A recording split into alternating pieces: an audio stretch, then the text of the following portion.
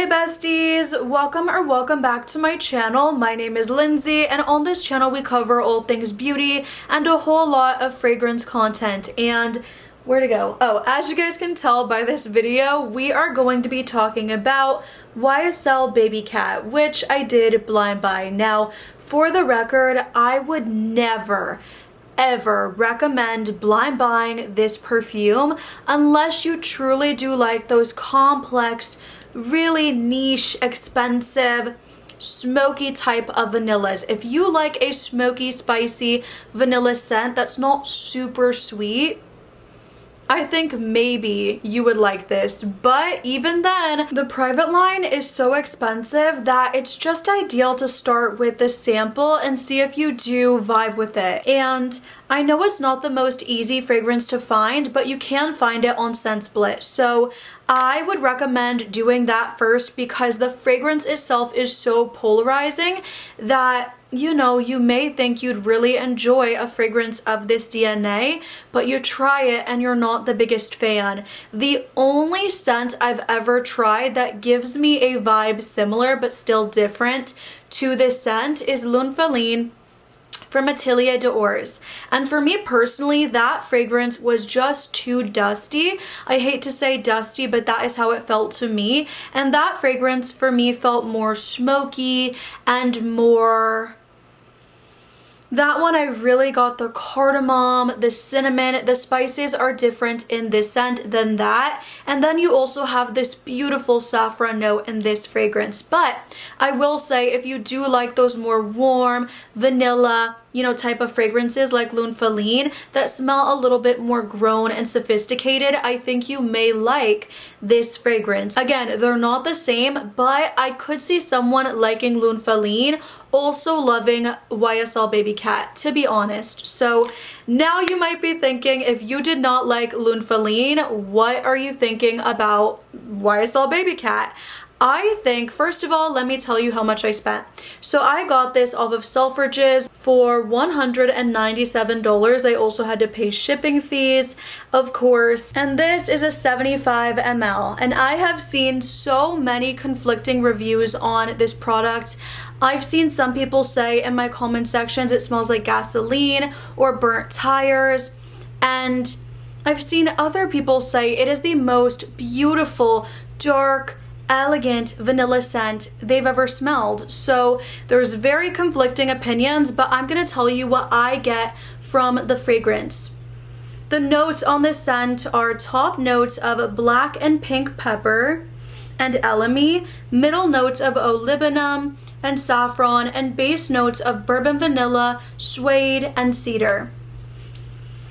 And this is a really nice fragrance for if you do want to feel very poised and proper and very sophisticated. So in my opinion, this is a scent in my collection where if I was going someplace for an event where I wanted to exude confidence, I wanted to smell very expensive, again in a very sophisticated way, in a dark, deep way that I think they were going for. In the opening, I truly do get the black pepper spice. It's very intense and in your face, and you do get it the whole way through the fragrance. But as it does dry down, it's not as abrasive, it's not as intense, and you start to get more of that saffron vanilla combination that is absolutely beautiful. I get the leather, I do. The suede note is really apparent to me. I almost get a vintage vibe from the fragrance, and it's done in a very dry way.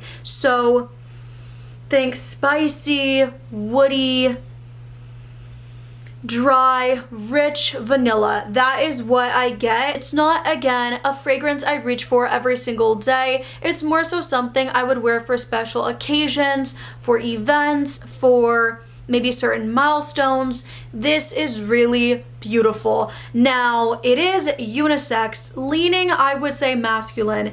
This fragrance smells insanely delicious on men, actually. I've sprayed it on myself and my male friend, and it smelled so much better on him, I have to say. And we did a lot that day. We did paddle boating, we went to the pool, and by the end of the day, we still smelled this fragrance on ourselves, by the way, and it just smelled as powerful almost as when we put it on initially. So this fragrance does have the lasting power. It's not gonna be for everybody. Again, to me, that dry, powdery, almost vintage vibe I get from it keeps me from being in love with the scent, I feel.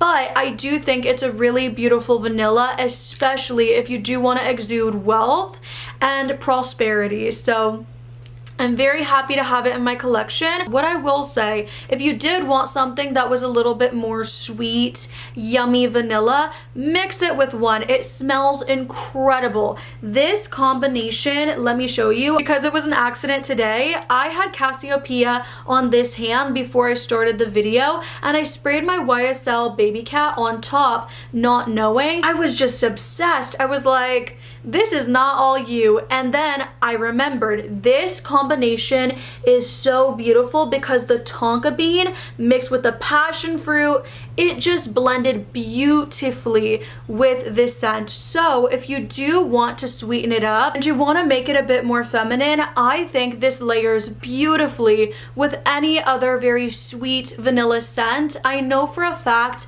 I did mix it with Kayali's Vanilla 28, and that smelled beautiful because, as we all know, Vanilla 28 is very brown sugar, very sweet, but it also has that deep woody facet that I think blends beautifully with the deep woods in this scent. Oh my goodness. And it is smoky, don't get me wrong. It almost reminds me of a fireplace, so I feel like I will be wearing it more in the colder weather for sure, but it's not too smoky to where it's just unwearable like I felt with Lune Faline. So I hope you guys enjoyed this video. If you did, do not forget to like, comment, subscribe, all the good things, and also let me know your thoughts on YSL Babycat. The last question I forgot to answer is, do I think the fragrance is worth the hype?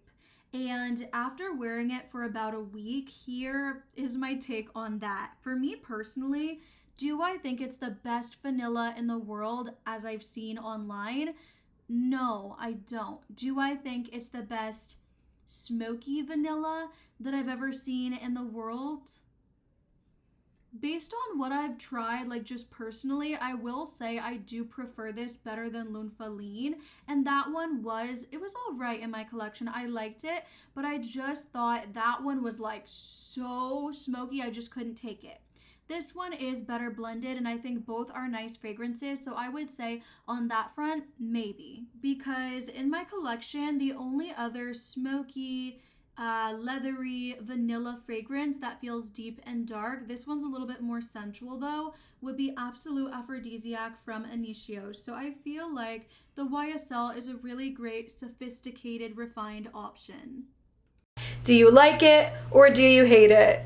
And will Lindsay ever stop blind buying? Who knows? I love you guys, and I'll see you in the next one.